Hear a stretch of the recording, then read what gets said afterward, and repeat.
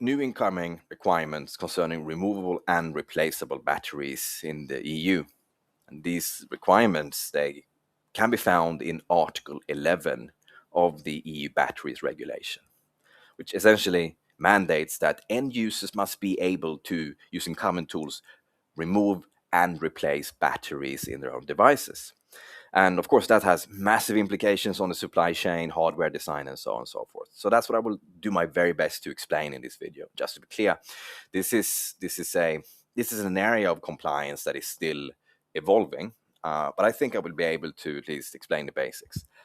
So, begin with replaceable batteries. Are they mandatory in the EU? Will this become a requirement in the EU? Then we look into requirements, specific requirements under Article 11 and exemptions, and point 4, Ecodesign exemptions, and point 5, required hardware adjustments and testing. Because indeed, this means that many companies will need to re-engineer existing hardware. You have, say, Nintendo is launching EU version now with replaceable batteries of the Switch 2, for example. So also hardware implications.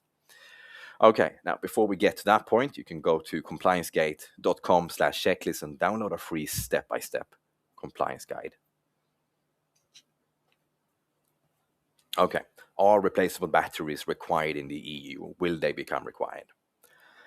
Now, to understand this, we need to look at point 1 under Article 11, and it is written here that any company that sells in the EU products incorporating portable batteries, we get to that, must ensure that these batteries can be removed and replaced by the end user at any time during the lifetime of the product.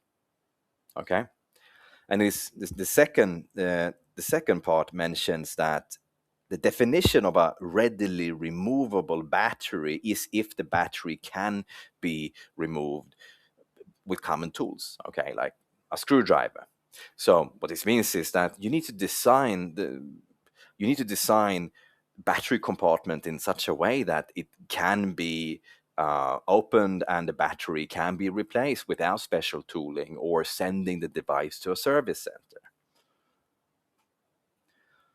Now, what exactly is a portable battery? You can find a definition in the batteries regulation. It means a battery that is sealed, weighs 5 kilograms or less, and is not designed specifically for industrial use, EVs, LMT, or SLI. You can find a definition of the other battery types in the batteries regulation. So what exactly is required to comply with Article 11? Let's begin. So, as I've already stated, portable batteries must be removable and replaceable by the end user. And this applies to the entire battery, not individual cells. That would be quite dangerous. And the batteries must be removable by the consumer, the end user. An end user, by the way, could also be a professional user. It could be a carpenter, it could be some sort of service professional, or workshop, so on. So it's not necessarily just consumers. Anyway, should be commercially available screwdrivers, and if you provide specialized tools, and these should be provided free of charge with the product. You can't invent, say, the eye screwdriver and charge $500 for it. That's not going to work.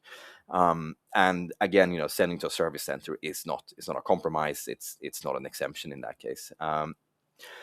You also need to provide instructions for removing and replacing the battery. This should be provided with the product and also online. Then we have another list of requirements. It must be possible to replace the battery with a compatible battery of another brand, meaning that I need to not be limited to using a battery that is, let's say, designed by a specific company. It should be replaceable. I should be able to go out and find a substitute, a compatible battery. And when I do so, even if I use another brand's battery, the functionality, performance, and also the safety should not be negatively impacted. Okay, the second requirement, and this is significant. The specific battery type must be available as a spare part for at least 5 years after the product was last placed on the market or sold on the market, discontinued, okay? And this means that you must also consider designing your product to be compatible with standardized and commonly available battery types to the extent that this can be done. Because for many companies, small, medium-sized companies, even big companies, if they have specialized batteries, then this puts,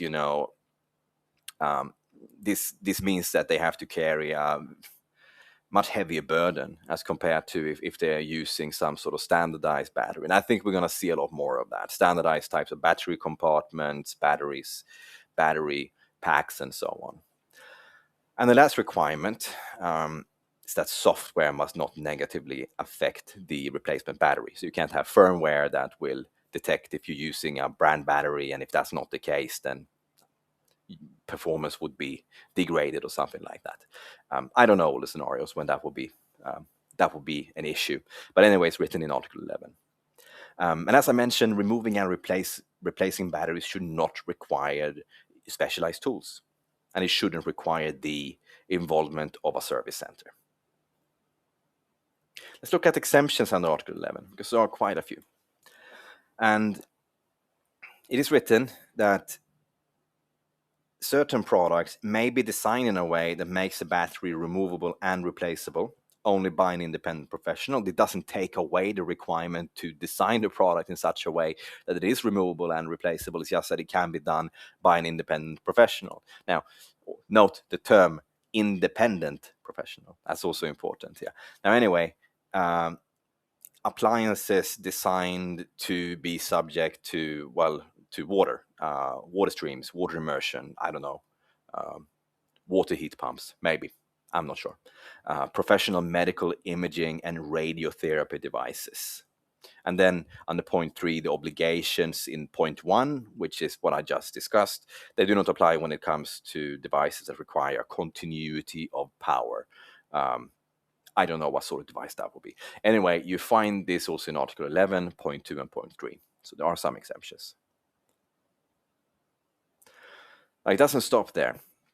To understand these requirements, we cannot just look at the batteries regulation. We also have to consider exemptions that can be found outside of the regulation.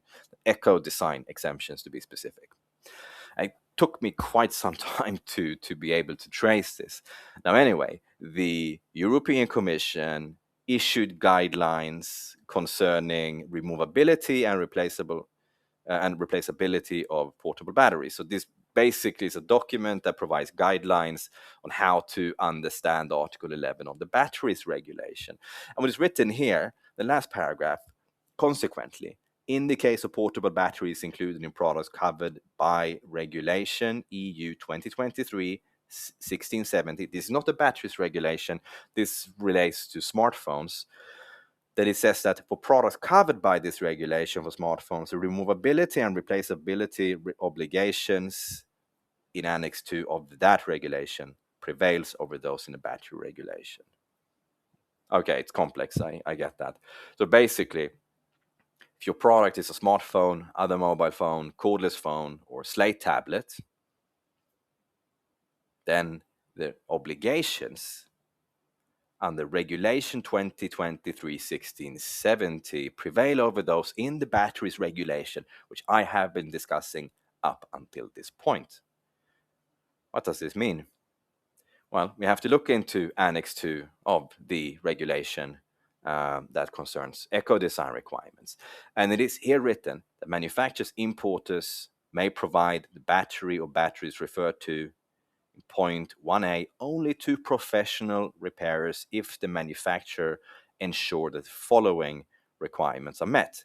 Okay, so here you have technical requirements concerning the battery. So A, if your product is on the list of products covered by this eco-design regulation, and B, the battery inside it meets the requirements concerning charge cycles, device rating, then the device does not need to be designed in such a way that the end user can replace the battery on their own. Okay? Now, it should also be noted that another EU document mentions the following. This document is titled Battery Removability and Replaceability, Support to the Development of Guidelines for Battery Regulation, Article 11. It is here written that for main replaceability requirements, Lex Specialis approach is foreseen and eco-design requirements would apply. Okay?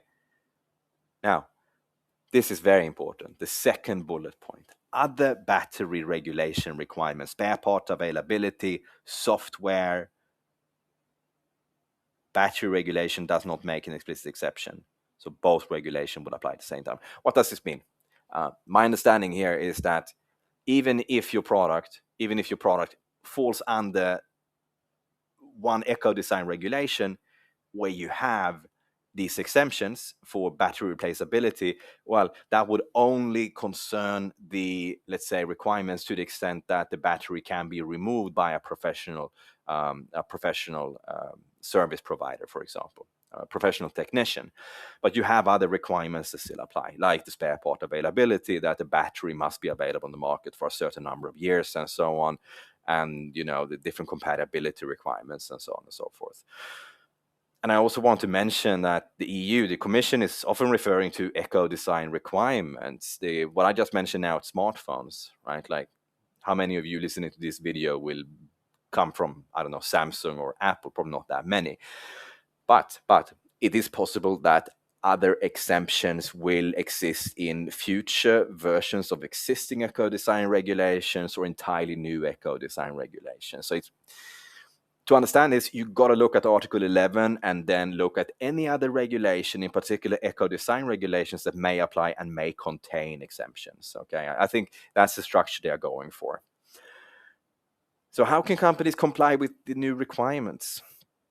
Well, I don't have a complete roadmap that can be applied to every device, but one thing you will have to do is to design a battery compartment that can be opened using common tools, provided specialized tools. The second point, design the device to be compatible with battery modules, battery packs that are available on the market, because otherwise it will fall entirely on you. If you have a specialized battery, then you have the obligation to continue production of that.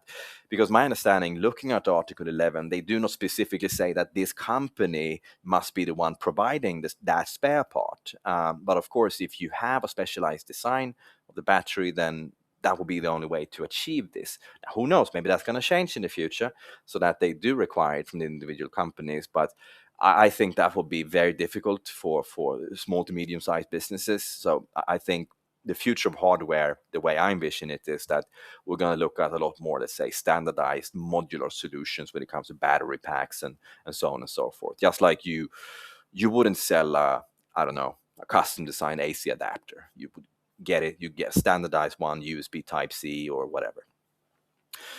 Okay. Then you also have the testing requirements, because there are safety requirements. You do a significant redesign. This means that the CE marking procedure, conformity assessment procedure, the documentation needs to be updated, and this requires testing. Testing with the specific battery type, and of course, inserted into the battery compartment. And again, we're seeing this with companies. Nintendo is launching a European and EU version of the Nintendo Switch later in 2026 to comply with these requirements, and that would definitely mean that they will, let's say, repeat the conformity assessment procedure to some extent, and I would also require third-party testing. Now, as I mentioned, this is an evolving area of compliance. The EU received inputs earlier in 2026 from industry, and it's possible that there will be additional exemptions, that there will be amendments to Article 11 itself. But I think something that will stand the test of time is that Article 11 of the batteries regulation will remain the core. That's the first station, that's the first stop, that's where you want to go to understand its requirements, and then you need to look at any other eco-design requirements that apply to the product. But again, that's only if your product fits within the scope. Okay, you cannot pick and choose if you want a regulation to apply or not.